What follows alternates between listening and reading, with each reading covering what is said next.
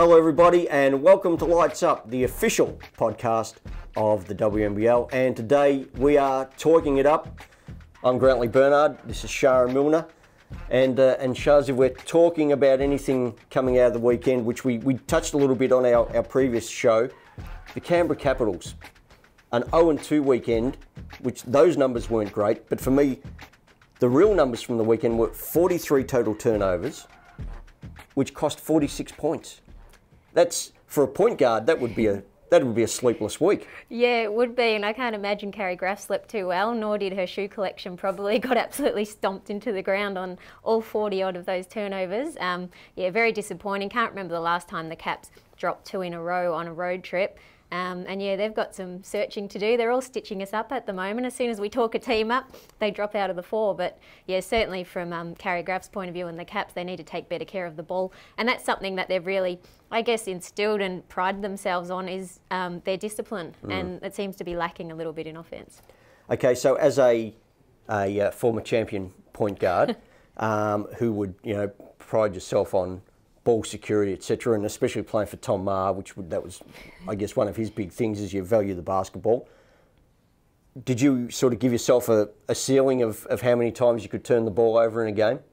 I think if you go that way, particularly with coaches like Tom and Carrie, you're going to be sitting next to them because they want you to play your natural game. So it is a hard balance, but that's what makes them such great coaches is they allow players to play their natural game. They train at an intensity that allows them to make good decisions at game pace, and at the moment I think the Caps are just questioning themselves and they're probably not playing the natural game, not playing at game pace. And yeah, for myself, obviously you don't want to have a lot of turnovers at the end of the game, and maybe they do just need to go back a bit and just get the ball through hands, get through structure. They've got some good leaders there that should hopefully be talking that up in huddles and making sure they're getting good looks at the basket. What was the most you ever had? 10, 12, 13? Turnovers? Yeah, maybe keep going. No, I don't know actually.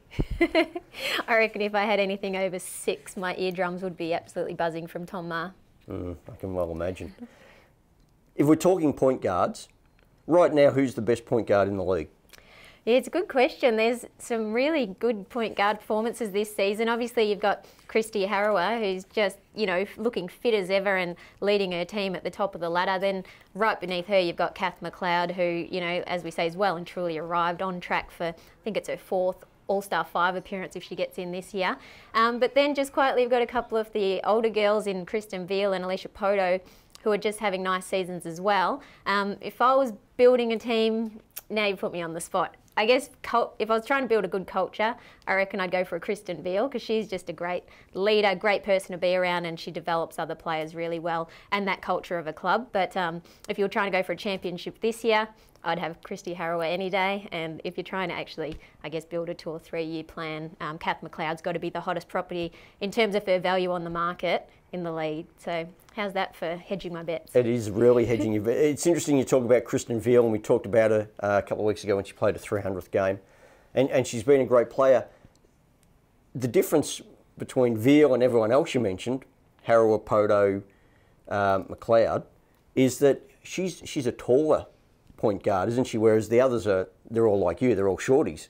Yeah, that's right. Well put, Grantley. But yeah, they are all shorties, and yeah, it is funny. Like it does seem to waver. Like there seems to be a phase where people try and develop taller players into point guards, and then the cycle seems to end up at the same spot where the traditional shorter statured players, are the ones who really thrive in the position. But you're right, Veal's a bit taller. In saying that, Alicia Poto is absolutely racking up the rebounds this season. So that's a good message out there for players. There's no excuse for anyone not rebounding because, she's probably only got this much on me. Not the most athletic player going around and managing to pull in about 7 or 8 boards a game. So she's very handy as well in that sense. So what you're really saying is that when it comes to rebounding, size doesn't matter.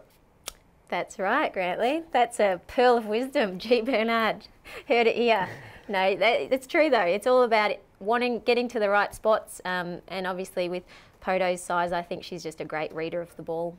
If we're talking point guards, it's the point guard that dispenses the ball, racks up the assists. But Jenna O'Hea, who's certainly no shorty, had 22 points, 7 assists for the Dandenong Rangers on the weekend. She warmed up for the game with a hot lap with Falcon V8 driver Tony Evangelou. This is pretty hairy. Let's have a look at Jenna in action.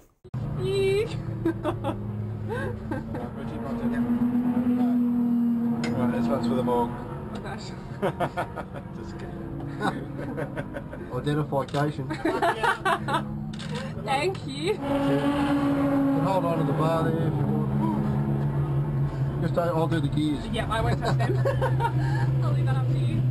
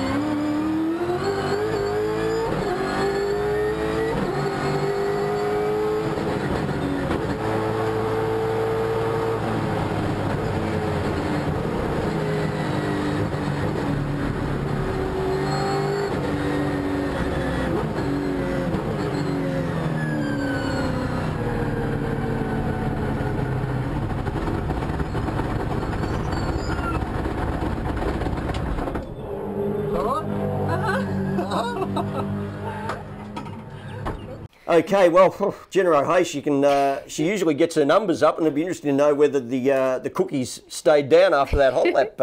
Shaz, how would you have gone in that? Oh, well, look, I am no speed demon myself. I'm often the one just on the speed limit on the road, so stay off my rear if you're behind me in the cars. But Jenna O'Hea, she pulls some classic facial expressions on the court. We've all caught those, but geez, I reckon they were some of her best in that hot lap.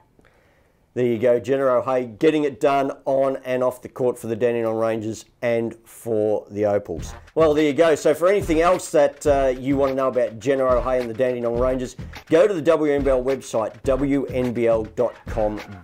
You can check everything out there about the league.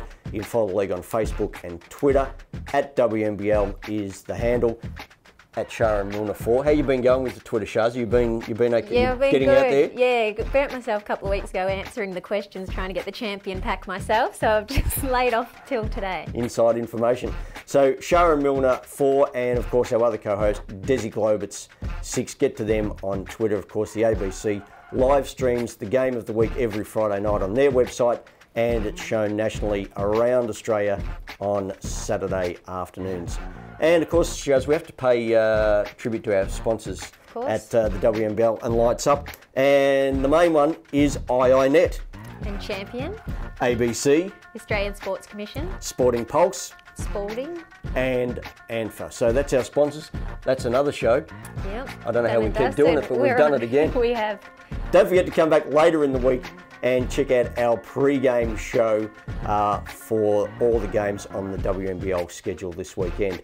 Until then, that's us flicking it off at Lights Up.